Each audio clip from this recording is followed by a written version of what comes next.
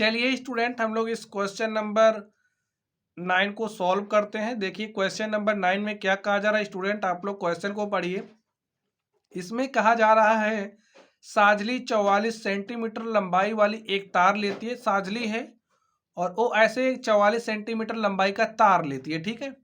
इसकी लंबाई क्या है, 44 सेंटीमीटर है और उसे एक वृत्त के आकार में मोड़ देती है। अब ये जो तार है स्टूडेंट, आप लोग ऐसे एक किनारे को पकड़ के यहाँ पर स्थिर कर दीजिए और ऐसे मोड़ करके एक वृत्त बना लीजिए, ठीक है। और ये जो वृत्त आप बनाओगे तो ये जो लंबाई आप देख रहे हो, आपने ऐसे मोड़ना स्टार्ट किया ना तो लंबाई यहाँ तक आकर के समाप्त हो गई, तो आपका वृत्त बन गया। तो आप क्या देख सकते हो, ये जो परिधि है ना, इस वृत्त जो बनी, वृत्त की परिधि इस तार की लंबाई के बराबर है। तो यहां से जो बातें आपको पता चली लिख लीजिए। जो हमारी वृत्त की परिधि होगी वो बराबर होगी किसके, तार की लंबाई के।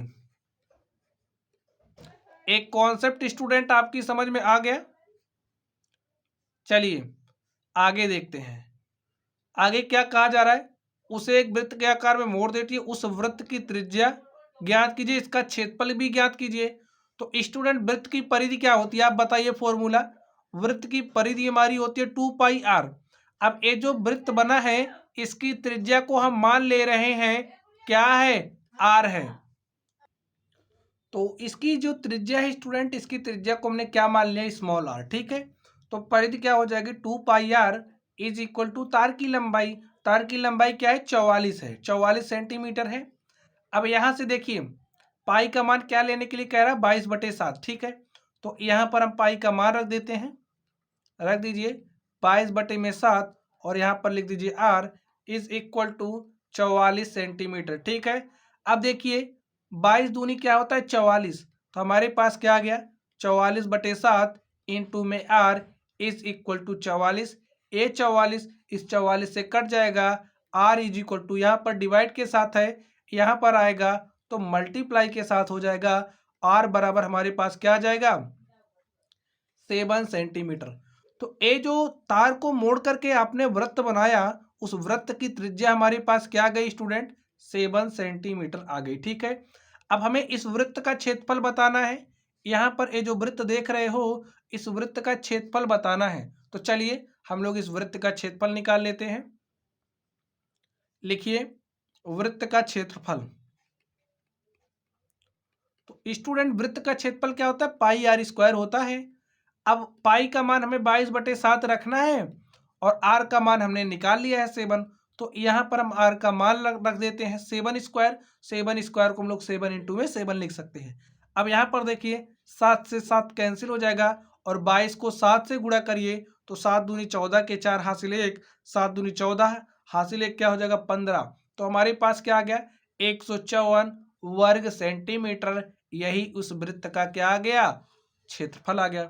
तो इतना हमने बता दिया। चलिए आगे देखिए क्या बात कही जा रही है। अब आगे देखिए क्या बात कही जा रही है, यदि इसी तार को दोबारा, देखिए ये हमारी फर्स्ट स्थिति हो गई, ठीक है, जिसमें वृत्त बनाया गया। अब सेकंड स्थिति में तार को मोड़ करके वर्ग बनाया जा रहा है।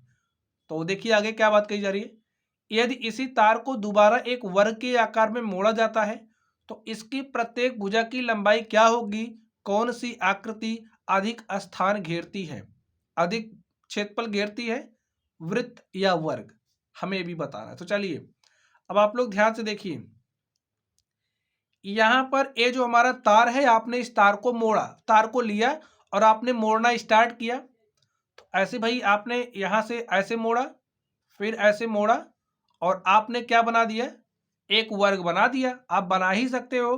तो ऐसे आपने लिया, तार को ऐसे ऐसे मोड़ दिया, ऐसे आप तार को मोड़ते चले आए और आपको आकृति के रूप में क्या मिल गई, वर्ग। आप ये जो देख रहे हो ना, ये जो वर्ग है, किनारे किनारे चलिए ना, तो ये जो वर्ग का परिमाप है ये किसके बराबर हो जाएगा, तार की लंबाई के। लिखिए सेकंड स्थिति, ठीक है, वर्ग का परिमाप, वर्ग का परिमाप हमारा बराबर किसके होगा, तार की लंबाई की। और स्टूडेंट ये जो वर्ग बना है ना, इसकी भुजा को हम मान ले रहे हैं a सेंटीमीटर लंबा है, ठीक है। तो इसको हमने मान लिया है। चलिए, अब तार की लंबाई क्या है, 44 सेंटीमीटर। तो यहां पर आप 44 लिख दीजिए। और वर्ग का परिमाप क्या होता है भाई, 4 गुणे भुजा वर्ग का परिमाप होता है, नहीं पता है तो आप यहां से ऐसे। और आपको एक बात पता होना चाहिए, वर्ग की सभी भुजाएं समान माप की होती हैं। तो आपको समझिए, परिमाप का फॉर्मूला नहीं पता तो आपने यहां से चलना स्टार्ट किया, कितनी दूरी तय करी a, यहां से कितनी a, फिर कितनी a, फिर कितनी, जितनी दूरी आपने तय करी सबको जोड़ लीजिए, a plus a plus a plus a, तो 4a, यही हमारा हो जाएगा परिमाप। हल कर लीजिए, a का मान यहां से निकालिए। तो a इज इक्वल टू क्या हो जाएगा, 44 बटे में 4, काट दीजिए, 4 इक्के 4, 4 11 में 44। तो स्टूडेंट यहां से आप देख सकते हैं a का मान हमारे पास कितना आ गया, 11 सेंटीमीटर। तो हमें वर्ग की भुजा निकालनी थी, तो वर्ग की भुजा हमने निकाली और हमारे पास क्या आ गई, 11 सेंटीमीटर, ठीक है। चलिए आगे देखिए क्या बात कही जा रही है अब। तो चलिए, कौन सी आकृति अधिक क्षेत्रफल घेरती है, तो हमें इस वर्ग का क्षेत्रफल भी निकालना पड़ेगा। तो लिखिए वर्ग का क्षेत्रफल, दोनों क्षेत्रफलों की तुलना कर लेंगे। वर्ग का क्षेत्रफल क्या होता है, भुजा का स्क्वायर, ठीक है। तो भुजा स्क्वायर, भुजा क्या है 11, भाई भुजा ए है तो यहाँ पर ए का स्क्वायर हो जाएगा, और ए का मान आया है 11, तो हम 11 का स्क्वायर कर देंगे। और 11 का स्क्वायर क्या होता है, 121 होता है। अब देख लीजिए, वर्ग का जो क्षेत्रफल है वो हमारे पास आ गया है 121 वर्ग सेंटीमीटर, और जो वृत्त का क्षेत्रफल है वो हमारे पास क्या आया है, आप लोग यहाँ से ध्यान से देखिए, यहाँ पर 154 आया है, यहाँ पर 121 आया है। आप बताइए कौन अधिक है, वृत्त ना, 154 121 है।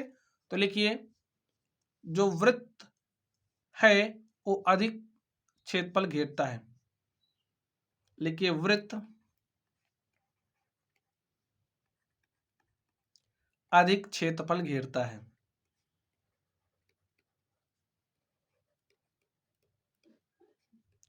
तो स्टूडेंट आप देख सकते हैं इस तरीके से ये जो हमारा क्वेश्चन था, हमने इस क्वेश्चन को सॉल्व कर लिया है। तो चलिए स्टूडेंट, आप लोग पढ़ते रहिए। अगर आप लोगों को कोई भी डाउट हो तो आप लोग कमेंट बॉक्स में कमेंट करना। वीडियो पसंद आए तो वीडियो को लाइक कीजिएगा, चैनल पर नए हो तो चैनल को सब्सक्राइब कीजिएगा। तो चलिए आप लोग पढ़ते रहिए। Thank you.